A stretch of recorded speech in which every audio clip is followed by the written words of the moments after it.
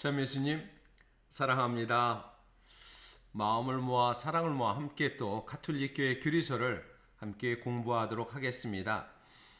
지금 하는 부분은 가톨릭 교회 규리서 전능하신 하느님의 속성에 대한 부분을 이렇게 하기입니다. 전지전능하다, 어떤데 영원하시다, 초월자이시다, 모든 것 아니 계신데 없으시다라는 하느님의 어떠한 속성에 대한 부분, 그 부분, 그래서 어떤 땐 진선미, 최고의 진이며 최고의 선이며 최고의 아름다우신 이 분이시다라는 걸 하느님께 대한 고백입니다. 이런 부분에서 전능하신 하느님에 대한 부분을 오늘은 이제 간추림입니다. 매번 단락에서 끝날 때 간추림으로 정리를 하는 시간입니다. 특별히 전능하신 전능성, 하느님의 전능성에 대한 간추림의 내용을 함께 공부하도록 하겠습니다. 275항에서 278항입니다. 우리는 의로운 욥과 함께 고백합니다. 욥기 42장 2절입니다. 저는 알았습니다. 당신께서는 모든 것을 하실 수 있음을, 당신께서는 어떠한 계획도 불가능하지 않음을 알았습니다. 라고 욥은 고백합니다. 모든 것을 하실 수 있는 분, 내 삶 속에서 우리가 돌이켜보고 되새겨보면 모든 것이 하느님의 능력, 전지전능하신 분의 능력이라는 것을 우리는 한편 고백하게 됩니다. 성모님께서는 고백합니다. 하느님께서는 불가능한 일이 없습니다. 라고 확고한 믿음의 고백. 이 고백은 믿는 교회는 성경의 증언에 따라 충실하게 전능하시고 영원하신 하느님께 자주 기도드립니다. 모든 것이 하느님의 손길 안에 있음을 우리는 알고 있습니다. 물론 삶의 과정 중에 그것이 무엇이다라고 확실하진 않습니다. 현재 중에서는요. 그러나 돌이켜보고 되새겨보고 나의 삶을 성찰할 때 하느님의 손길이라는 것을 우리는 알게 됩니다. 하느님께서는 우리를 죄에서 돌아서게 하시고 은총을 통하여 당신과 맺은 우정을 회복하심으로써 당신의 전능을 드러내십니다. 주 하느님, 용서와 자비로 전능을 크게 드러내시니 라는 로마 미사 전례서 안에 연중 26제일 본기도에 이러한 내용이 나옵니다. 용서와 자비로 전능을 크게 드러내십니다. 라고 말씀합니다. 하느님의 사랑이 전능하다는 것을 믿지 않고서는 어떻게 성부께서 우리를 창조하시고 성자께서 우리를 속량하시고 성령께서 우리를 거룩하게 하신다는 사실을 믿을 수 있겠습니까? 하느님의 사랑의 전능성, 그래서 성부께서 우리를 창조하시고 성자께서 우리를 속량, 즉 구속자, 속량하시고 구원하시고 또 성령께서 우리를 거룩하게 하신다는 것을 어떻게 믿을 수 있겠습니까? 라고 이렇게 우리는 고백할 수 있습니다. 사도신경 제일 첫 번째 시작하면서 전능하신 천주 성부라고 시작합니다. 즉 하느님의 속성에 대해서 여러 속성이 있으면서도 바로 그 속성 안에서 전능하심을 얘기합니다. 예를 들어서 선하심, 자비하심, 그리고 또 어떤 때 사랑이 충만하심, 이 여러 것이 있는데 왜 전능하심을 사도행전 첫 번째 제일 중요하게 첫 단락으로 시작할 것인가요? 그것은 하느님의 전능하심을 믿는다는 것, 이 모든 것을 주관하는 우리의 삶의 주관자라는 것을 이야기하는 것입니다. 하느님께서는 하늘에 계시며 뜻하신 것은 무엇이나 다 이루셨네라는 시편 저자의 노래처럼 하느님이 모든 것을 주관한다고 말씀하십니다.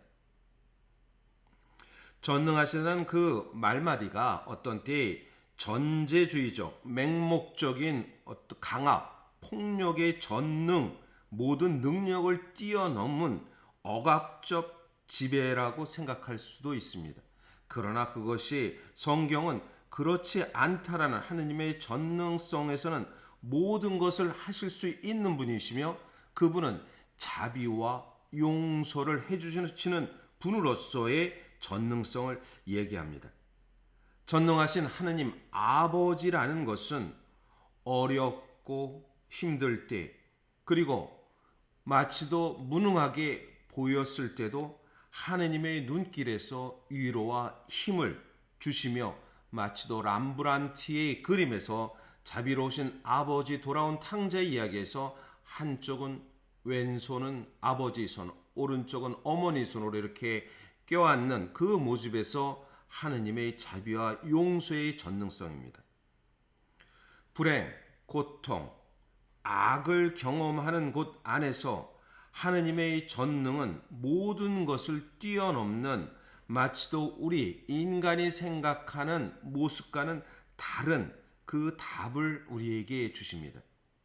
하나님의 전능함에 보여준 그 답은 무능력하고 무기력해 보이고 모든 절망의 끝을 보인 예수 그리스도의 십자가를 통해서 드러나게 됩니다. 하느님은 십자가 안에서 당신 아들이 죽는 것을 침묵합니다. 그러나 교회는 기도합니다. 하느님, 당신은 당신의 전능을 자비와 용서를 통해서 드러내십니다. 라고 우리는 고백하게 되는 것입니다. 하느님의 전능하심을 자비와 용서를 통해서 드러난다는 것, 그것은 그분의 사랑입니다. 하느님이 보잘것없는 나를 통해서 내세울 것 없는 나를 통해서 하느님의 무한한 사랑이 내 안에 온다는 것, 그것은 그리스도의 죽음을 통해서 온다는 것입니다. 그리스도의 속량을 통해서 하느님의 전능함이 오는 것입니다. 우리를 창조하심을 통해서 우리가 세상에 드러났고 하느님을 드러냄으로써 하느님의 전능성이 있다라고 말하는 것입니다. 모든 권한과 모든 능력을 갖고 있다라는 것. 하느님의 전능하심을 믿는 것은 신경에서 우리가 고백하고 있는 것을 토대로 하고 있습니다. 만일 하느님께서 전능하지 않으시면 그분이 하늘과 땅을 지어냈다는 사실을 우리가 믿을 수 있겠습니까?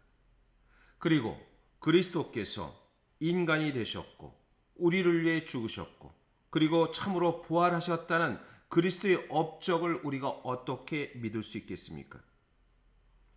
성모님과 함께 루카복음 1장 30절의 말씀처럼 하느님께서는 불가능한 일이 없다라고 고백하는 그 고백 안에 하느님의 전능성이 없으면 어떻게 고백할 수 있겠습니까?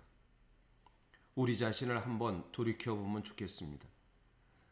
내 자신 안에 하느님의 믿음이, 하느님의 능력이, 하느님의 자비와 하느님의 용서와 하느님의 사랑이 없다면 내가 어떻게 주님께 당신을 믿는다고 교회 공동체 안에서 이것을 고백할 수 있겠습니까? 하느님은 모든 것을 덮고 모든 것을 사랑하시는 분이십니다. 주님께서는 불가능한 일이 없다라는 것은 우리 영혼에 새겨진 우리 안에 신앙과 희망을 굳건하게 해주는 그 하느님의 전능성이 있음을 우리는 기억했으면 좋겠습니다. 가장 위대하고 가장 어느 때에 우리가 해결할 수 없지만 그리고 이 모든 것을 뛰어넘어서 드러나는 것, 하나님의 위대한 전능성이 있다는 것을 다시 한번 새기면서 전능하신 천주 성부, 천지의 창조주를 믿나이다 라고 사도신경의 첫 고백처럼 하나님의 전능성이 우리 안에 계시며 그 능력을, 하나님의 전능성의 능력이 우리 성령의 선물로 온다는 것을 믿는 오늘이 되시기를 바라겠습니다. 네, 오늘도 주님 안에서 행복한 하루가 되시기를 바라겠습니다. 네, 고맙습니다.